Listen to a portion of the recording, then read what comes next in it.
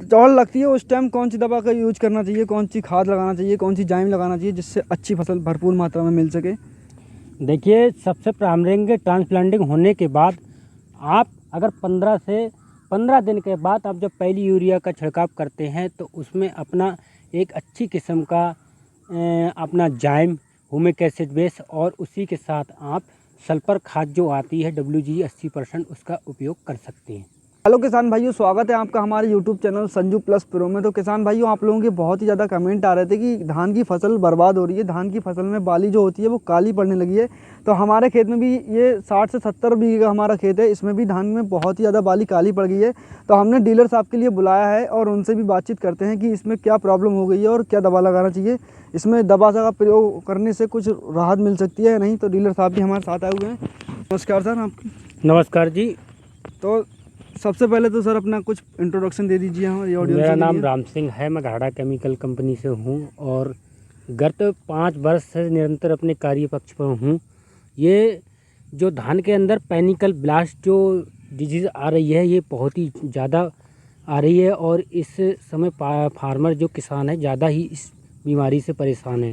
तो किसान भाइयों, हम बात करना चाहेंगे कि ये जो पैनिकल ब्लास्ट है ये कहाँ से उत्पन्न होती है, कहाँ से क्या स्टार्ट होता है, इसके बारे में हम आपको पूरा विस्तार से। तो किसान भाइयों, इस बाली का 70% धान है जो काला पड़ गया है, 30% धान है जिसमें धान हल्का हल्का नजर आ रहा है। तो लाल वाली पड़ रही है। तो ये प्रॉब्लम हमारे पूरे खेत में है। 60 से 70 बीघे का ये हमारा प्लॉट है और ये पूरा प्लॉट काला पड़ चुका है। 70% ये काला ही पड़ गया है। तो अब ये इनसे देखते हैं कि इसमें दवा कौन सी लगाना चाहिए जिससे अब थोड़ी राहत मिल सके। देखिए, प्रारंभ में इसके लक्षण दिखाई देते हैं तो आप इसमें एक आइसोप्रोथोलिन नामक एक दवाई आती है जो आप 300 से 400 ग्राम प्रति एकड़ के हिसाब से, साथ में एंटीबायोटिक की जो पुड़िया आती हैं उसे मिलाकर स्प्रे करा सकते हैं।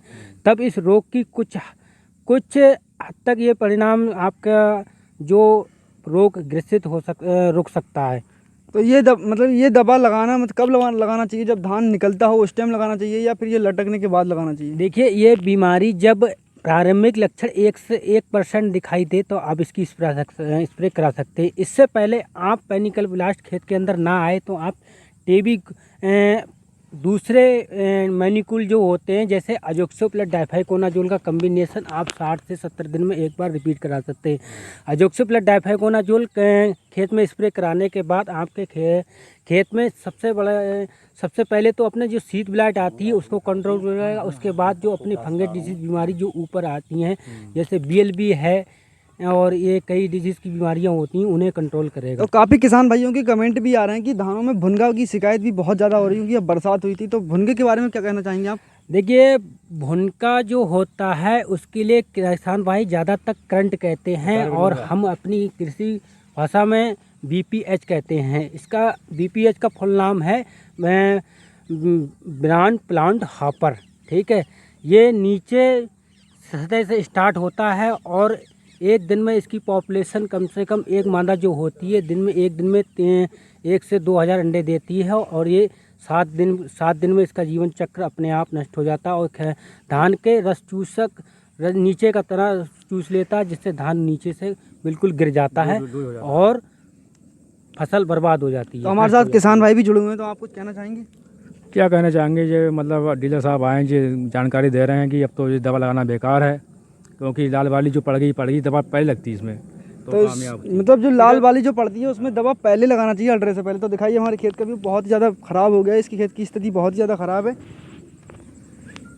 तो किसान भाइयों, ये हमारे खेत में 70% धान है जो ख़राब हो चुका है और इसकी कोई दवा भी नहीं है। फिलहाल दवा लगाना चाहिए थी हमारे लिए पहले ही। तो ये देखिए, हमारे किसान भाई यहाँ पर जुड़े हुए हैं। तो आप क्या कहना चाहेंगे हमारे खेत का हाल चाल देखकर? कहना क्या कहेंगे, इसमें कम से कम 40% जो भी धान निकलने की उम्मीद है और तो सारा ही नष्ट हो गया है। तो ये हमारा 60 से 70 बीघे का खेत और बिल्कुल ही ख़राब हो गया है। तो हमने फिलहाल डीलर साहब से बात कर ली है और भी करते हैं थोड़ी बातचीत कि धान को किस तरह से लगाना चाहिए और किस तरह से अच्छी फसल काटने के लिए क्या क्या करना होगा। तो जब दौड़ लगती है उस टाइम कौन सी दवा का यूज करना चाहिए, कौन सी खाद लगाना चाहिए, कौन सी जाइम लगाना चाहिए जिससे अच्छी फसल भरपूर मात्रा में मिल सके? देखिए, सबसे प्रारंभिक ट्रांसप्लांटिंग होने के बाद आप अगर 15 दिन के बाद आप जब पहली यूरिया का छिड़काव करते हैं तो उसमें अपना एक अच्छी किस्म का अपना जाइम, हुमिक एसिड बेस और उसी के साथ आप सल्फर खाद जो आती है WG 80% उसका उपयोग कर सकते हैं। तो किसान भाइयों ये फिलहाल धान जो PR13 है, ये PR13 में सबसे ज़्यादा ये बीमारी लगी हुई है। पेनिकल जो ब्लास्ट लाल वाली की बात करें तो ये ज़्यादातर PR13 जो वैरायटी है इसके अंदर ही ज़्यादा आई है। ठीक तो है, अब फिलहाल न्यू धान लगाना चाहिए या फिर यही लगाना चाहिए? देखिए मेरा अनुरोध है किसान भाइयों से कि ये जो वैरायटी है गवर्नमेंट द्वारा रिजेक्ट की हुई वैरायटी है, इसे आप अगले आने वाले समय में इसके लिए ना लगाएं, अन्यथा दूसरी जो नई वैरायटियाँ आ रही हैं उनका उपयोग करें, जिससे आपकी बीमारी भी कम आएगी और आपका खर्चा औसत है जो आपका वो भी कम आएगा। तो किसान भाइयों आप लोगों से मेरा भी हाथ जोड़कर रिक्वेस्ट करता हूँ, हाथ जोड़कर निवेदन है कि कृपया ये PR13 की जो वैरायटी है वो गवर्नमेंट द्वारा रिजेक्ट की जा चुकी है, तो प्लीज़ इसे ना लगाएं, और वरना ऐसी ही फसल आपकी भी हो सकती है जैसी हमारी हो चुकी है। ये लाल वाली पड़ रही थी उसी टाइम दवा लगाना चाहिए थी इसमें। इसके प्रारंभिक लक्षण मैंने आपको पहले ही बता दिया है और बाद में ही बताऊंगा। जो प्रारंभिक लक्षण होते हैं उससे पहले आप जो है आप आइसोप्रोथोलिन एक दवाई आती है जो आप स्प्रे उसका करवा सकते हो साथ में एंटीबायोटिक मिलाने के बाद। तो किसान भाइयों आप देख रहे हैं मैं खेत के अंदर जा रहा हूँ और खेत के अंदर भी बहुत ही ज़्यादा बाली लाल पड़ चुकी है, तो मैं आपके लिए खेत के अंदर का व्यू दिखाने वाला हूँ। तो किसान भाइयों ये हमारा खेत है और इसमें 70% से ज़्यादा लाल वाली हो चुकी है, और देख लीजिए किसान भाइयों इस तरह से फसल में हो रही है ये बीमारी, और इसका भी कोई भी दवा है नहीं जिससे ये रुक सके। तो किसान भाइयों आज के लिए बस इतना ही, मिलते हैं किसी नई वीडियो किसी नए कंटेंट के साथ, जब तक के लिए बाय।